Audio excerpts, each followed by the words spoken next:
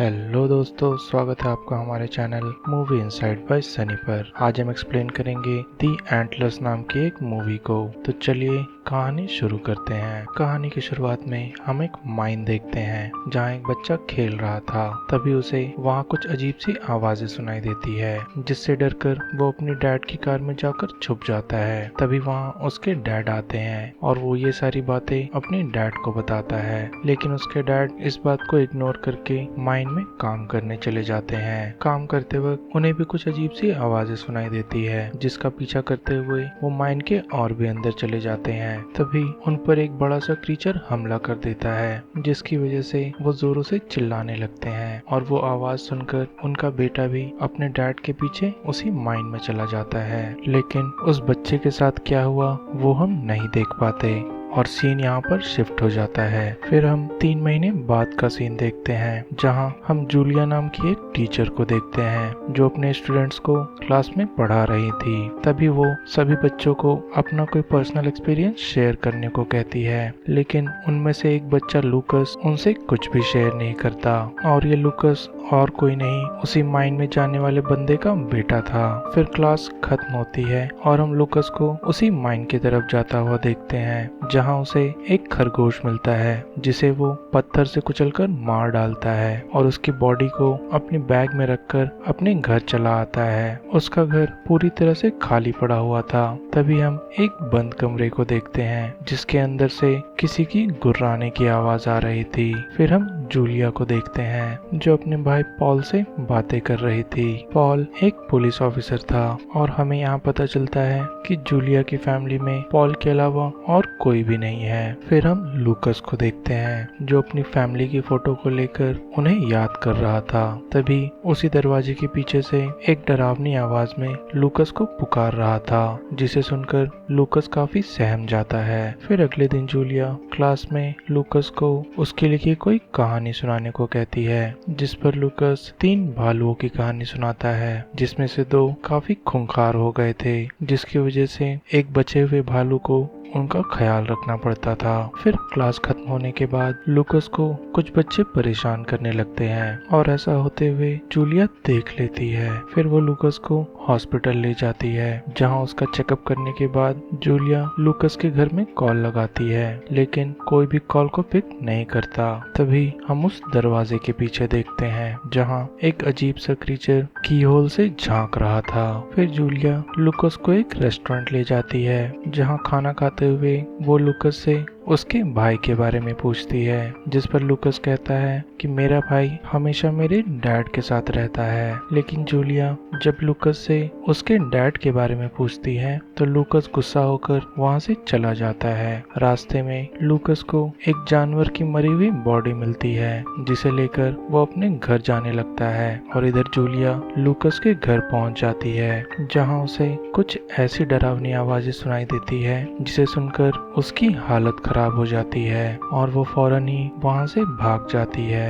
और इधर लूकस घर आकर उस मरे हुए जानवर को काटकर उसी कमरे में ले जाता है, जहां हम लूकस के डैड को देखते हैं जो अब एक खतरनाक मांस खाने वाले क्रीचर में बदल चुके थे और वो उस जानवर को खाने लगते हैं। तभी हम वहां लूकस के छोटे भाई को भी देखते हैं जो धीरे धीरे उसी क्रीचर में कन्वर्ट होने लगा था। तभी लूकस के डैड उस पर गुर्राने लगते हैं, जिसकी वजह से लूकस डरकर उस रूम से बाहर भाग जाता है और बाहर जाकर उस कमरे को अच्छी तरह से लॉक कर देता है। मतलब माइन में उस क्रीचर के हमले की वजह से लूकस के डैड और उसका भाई इन्फेक्टेड हो गए थे, जो धीरे धीरे उसी क्रीचर के जैसे बनते जा रहे थे। तभी हम जूलिया को देखते हैं जो अपने भाई से लूकस के बारे में बातें कर रही थी, जिस पर पॉल उसे बताता है कि लूकस के डैड ही उन दोनों बच्चों का ख्याल रखते हैं, लेकिन मैंने कई बार उसके डैड को ड्रग्स लेते हुए पकड़ा है। जिस पर जूलिया उससे कहती है कि मैं उसके घर गई थी, लेकिन मुझे वहाँ बहुत ही अजीब सी आवाजें सुनाई दे रही थी और पॉल जूलिया को उसके घर जाने से मना कर देता है। फिर हम लूकस को देखते हैं जो अपने कमरे में ड्राइंग बना रहा था।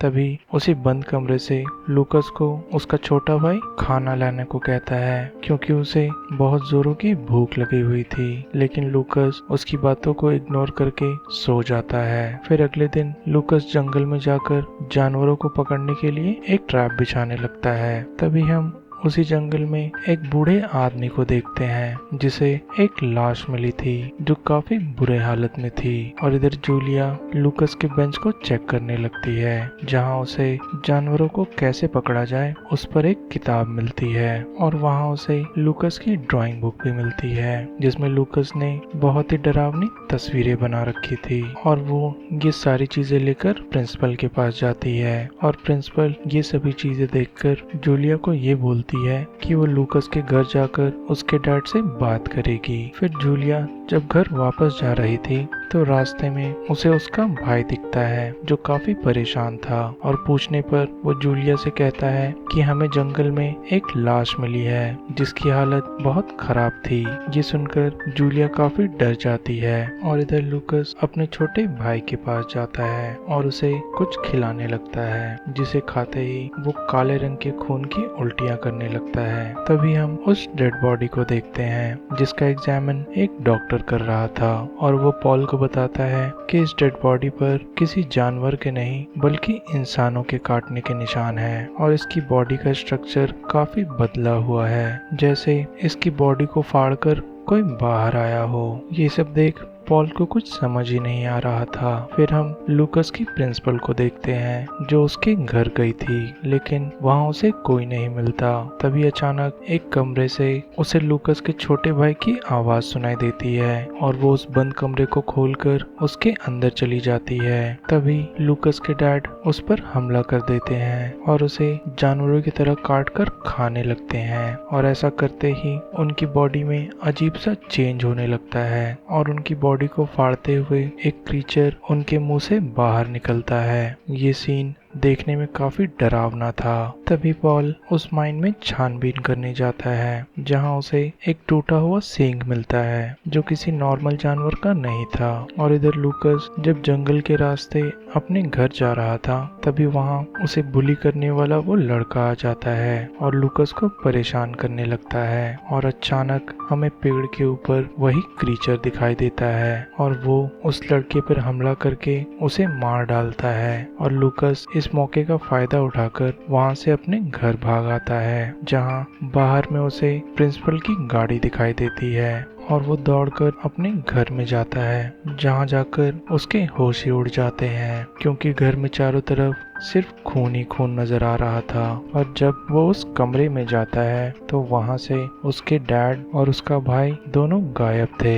ये देखकर लूकस के होश उड़ जाते हैं और लोग उस पर शक ना करें इसी वजह से वो बाहर जाकर प्रिंसिपल की गाड़ी को छिपा देता है। फिर पॉल जूलिया को बताता है कि तुम्हारी प्रिंसिपल गायब है जिस पर जूलिया उसे बताती है कि वो आज लूकस के घर जाने वाली थी। इसीलिए फौरन पॉल लूकस के घर जाता है जहां उसे पूरा घर बंद मिलता है लेकिन घर के अंदर लूकस उस खून के धब्बों को साफ कर रहा था। और जब पॉल लूकस के डैड को आवाज लगाता है तो लूकस डर की वजह से घर में छिप जाता है। फिर पॉल कोई रिस्पांस ना मिलने पर वहां से चला जाता है। और इधर जूलिया को लूकस पर शक हो रहा था इसीलिए जब लूकस स्कूल में था तो वो उसके पीछे लूकस के घर जाती है जहां उसे प्रिंसिपल की गाड़ी मिल जाती है। और ये देखते ही वो अपने भाई पॉल को फौरन वहां बुला लेती है। पॉल वहां अपनी पूरी टीम को लेकर पहुंचता है जहां इन्वेस्टिगेशन करने पर उसे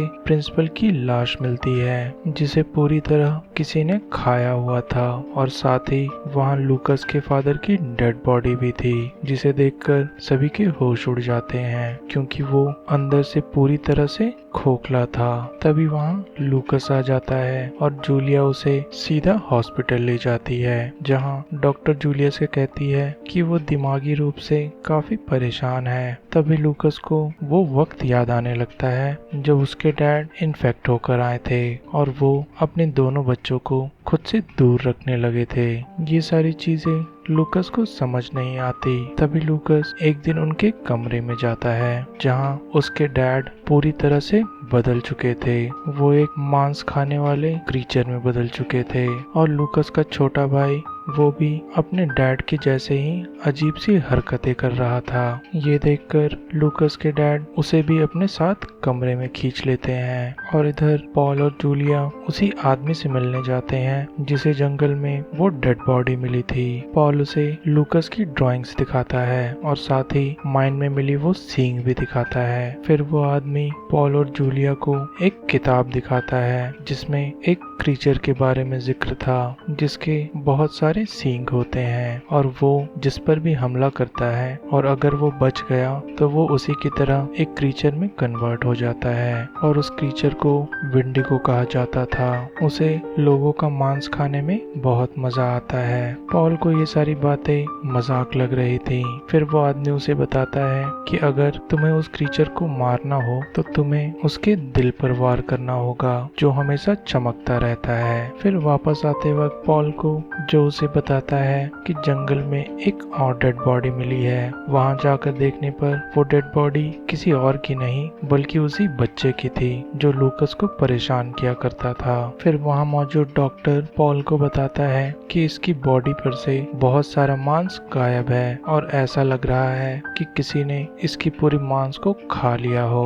ये सुनकर पॉल को उस बूढ़े आदमी की बातों पर यकीन होने लगता है। फिर जूलिया और पॉल लूकस को हॉस्पिटल से अपने घर ले आते हैं। फिर जूलिया लूकस से बातें कर रही थी। तभी लूकस उसे कहता है कि मेरी फैमिली मुझसे बहुत प्यार करती है और वो मुझे लेने के लिए यहाँ आ ही रही होगी। तभी उन्हें बाहर से उसी क्रीचर की आवाज सुनाई देती है। बाहर निगरानी करता हुआ एक ऑफिसर उसे चेक करने जाता है और वहाँ केबिन में एक डब्बे के अंदर लूकस का भाई छिपा हुआ था। जब वो ऑफिसर उसके पास जाने की कोशिश करता है तभी एक क्रीचर उस पर हमला कर देता है और उसे मारकर उसे खाने लगता है। तभी पॉल भी वहां आ जाता है और इधर लूकस अपने भाई से मिलने के लिए घर से बाहर निकल जाता है। पॉल जब लूकस के भाई के पास जाता है तो अचानक वो क्रीचर पॉल पे भी पीछे से हमला कर देता है और उसे उठाकर दूर फेंक देता है और ये देखकर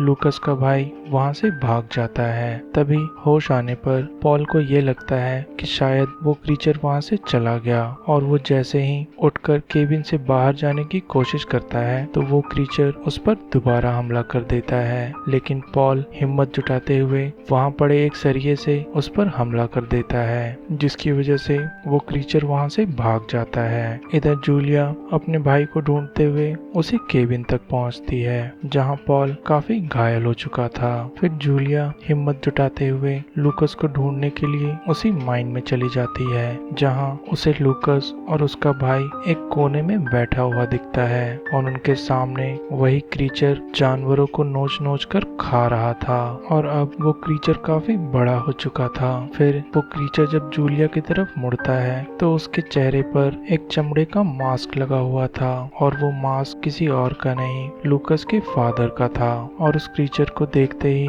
जूलिया उस पर गोलियां चलाने लगती है लेकिन अंधेरा होने की वजह से वो उस पर सही से निशाना नहीं लगा पाती। तभी वो क्रीचर पीछे से आकर जूलिया पर हमला कर देता है और जूलिया नीचे गिर जाती है जहां उसे एक फ्लेयर दिखाई देता है और उसके जलाते ही वो क्रीचर उससे दूर भागने की कोशिश करता है लेकिन जूलिया इस मौके का फायदा उठाकर पास ही पड़े एक सरिये से उसके सीने पर वार कर देती है और बार बार उसके दिल पर हमला करने लगती है और लूकस भी अपनी चाकू से पीछे से उस पर हमला कर देता है जिसकी वजह से वो क्रीचर कमजोर हो जाता है और जूलिया उस चाकू की मदद से उसके सीने को चीरकर उसका दिल बाहर निकालती है ताकि वो उसे हमेशा के लिए खत्म कर सके। तभी हमें पीछे से लूकस के भाई की आवाज आती है जो एक क्रीचर में बदलने वाला था। इसीलिए जूलिया उसे भी मारना चाहती थी लेकिन वो जब उसकी तरफ उसे मारने के लिए बढ़ती है तो लूकस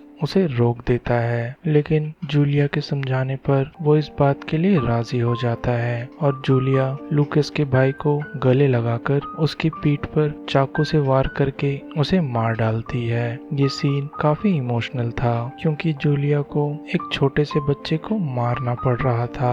ये सब देख लूकस भी काफी इमोशनल हो जाता है। फिर सीन यहाँ पर शिफ्ट होता है और हम लूकस को एक लेक के किनारे बैठा हुआ देखते हैं जहाँ पॉल और और जूलिया ये बातें कर रहे थे कि लूकस का ख्याल रखने वाला अब कोई नहीं है, जिस पर जूलिया कहती है कि मैं लूकस का ख्याल रखूंगी और वो उसे अपने साथ रखने की बात करती है। फिर हम एंड में पॉल को देखते हैं जिसे बहुत जोरों की खांसी हो रही थी और उसके मुंह से वही काले रंग का खून निकलता है, मतलब पॉल भी इन्फेक्ट हो चुका था। और ये मूवी यहीं पर खत्म हो जाती है। ऐसे ही बेहतरीन एक्सप्लेनेशन जानने के लिए हमें लाइक एंड सब्सक्राइब करें।